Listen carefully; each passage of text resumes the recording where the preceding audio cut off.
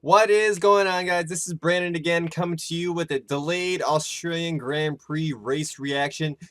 First, I just want to say sorry for the low quality video. I'm kind of pressed for time, so I just want to sort of not really rush through this, but at least I don't have time to put in a bunch of pictures and everything like that. I'm still having video issues and all that, but I want to say thanks to Meat Boy Alex, Caesar, and MRDK6969 for leaving comments on my preview article. It really helped me get this video done. I was thinking of you guys to get this video out there. I've been working a lot of hours lately at work, and I also had to write an article for Last Word on Sports, Last Word on Motorsport.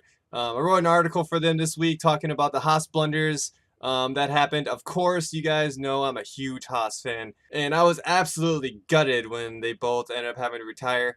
I'll leave a link to the article in my description, but I wrote it objectively, not as a fan, so don't be surprised if I sound more professional than I do in this video. But yeah, don't forget to follow me on Twitter, LWS Brandon P, so you guys can see what I'm up to in the world of motorsports besides YouTube. Anyway, the Grand Prix. I will have to start out with a criticism, say that the ESPN coverage of the event was absolutely horrid. Oh my god, they absolutely botched it. Of course, as you guys know, ESPN took over took the Sky Sports F1 broadcast and basically piggybacked it onto their channel. One problem with that, however, is Sky Sports is a pay premium channel, so no commercials whatsoever on their broadcast, while ESPN is absolutely full of commercials. To be fair, so is NBC Sports, but they at least would show replays. ESPN did side-by-side commercials and blasted the sound on all of them because they're allowed to, you know, show the whole commercial in like the highest volume possible that the show has. So it basically muted the car action next to it. You could see the radio messages happening in front of you, but you would have no clue what is being said. I have no problem with commercials. I understand that everything's a business, but at least give us a replay of what they said or replay the radio messages over the picture. Couldn't even bother to do that though. ESPN just showed laziness.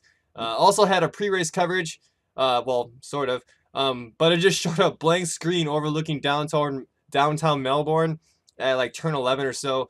No audio, of course. And then went to commercial, came back to the same picture, back to commercial, then restarted the program previous to the show, which is like some baseball thing. I don't care. I really don't care what they had to say for baseball. Said that they had technical difficulties.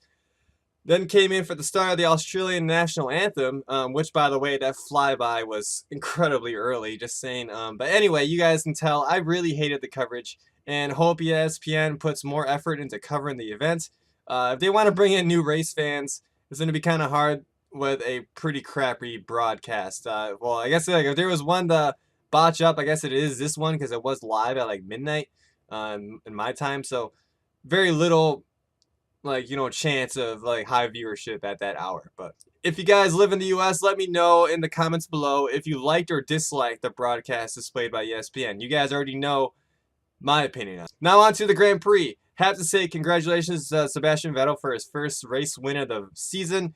And I will say this, he was incredibly lucky. Lucky is an understatement, but of course that was due to Vettel and Ferrari pitting under the VSC, which later turned into a safety car while Hamilton and Kimi already pitted and got stuck at the VSC pace. Vettel stayed out until the VSC came out for the Roman Grosjean retirement to pit and came in first and came back out of the pit lane first. People are saying that it was a conspiracy, but why would Haas sabotage their own a P4 and P5 finish for a Ferrari race win? I'm not too sure how that really works. But please, plus not to mention Hamilton has won racing and has won races in like a similar fashion. But here is the final race classification. As you can see, Grosjean, K-Mag, Gasly, Ericsson, and Sorokin all didn't finish the race for various reasons. Of course, I was gutted about the Haas retirements. I'm sure Toro Rosso were quite disappointed with their performance, and Ericsson was beating Leclerc before he had to retire. Sorokin had to retire to a small plastic bag being sucked into the air intake, and yeah, that's never a good thing. Don't litter, people. Race finishers of the course are Vettel, Hamilton, Kimi, Ricciardo, Alonso, Verstappen, Hulkenberg, Bottas, Van Dorn, Sainz, Perez, Ocon, Leclerc, Stroll, and finally Hartley. I think I did that pretty well. I think I'm gonna end up making that a thing though. But Ricciardo ended up with the driver of the day nod. But do you guys think he deserved that award? I think he does. But an argument could be said for Bottas. I guess also in order, but I would have given it to Ricciardo as well, but he wouldn't have gained many positions if it wasn't for the Haas retirements. But no one would have. But for the most part, it was just another one-stop strategy for most of the front runners of the Grand Prix. Overtakes were minimal. Daniel Ricciardo and Bottas are basically the only ones passing people, even with a third DRS zone, which seemed quite useless, to be fair.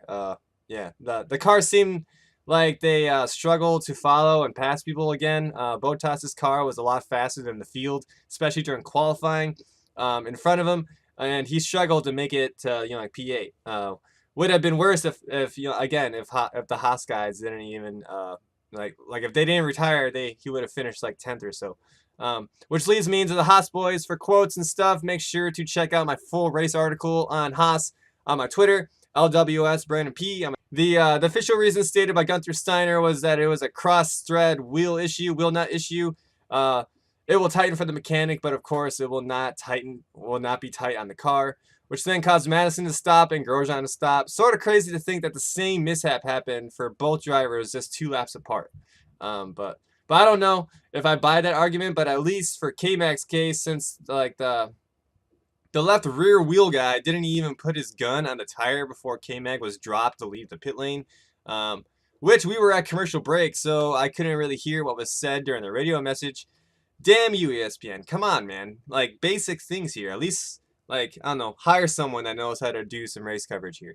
But I felt so gutted for the mechanic, though. He was so inconsolable. But I commend Roman for trying to console his fellow Haas team member, showing great maturity and shows how much of a team sport F1 really is. But yeah, he was so gutted. Like his Twitter, like if you guys want to see like the video of it, there's like a clip of it on the Haas F1 Twitter page. If you got on Twitter, check that out. It's pretty cool.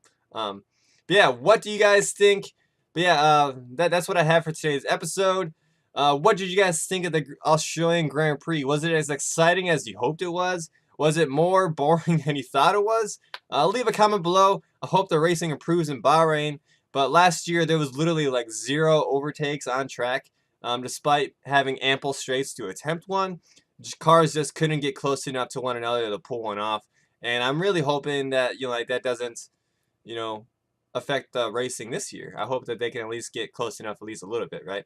But yeah, guys, thanks for watching. Make sure to hit that like button. Makes me feel loved. And if you're new around here, leave me a sub too, and make sure you hit that bell. And hopefully, I hope to upload more often, but only if time is available. But yeah, guys, thanks for watching. I'm Brandon with USF1.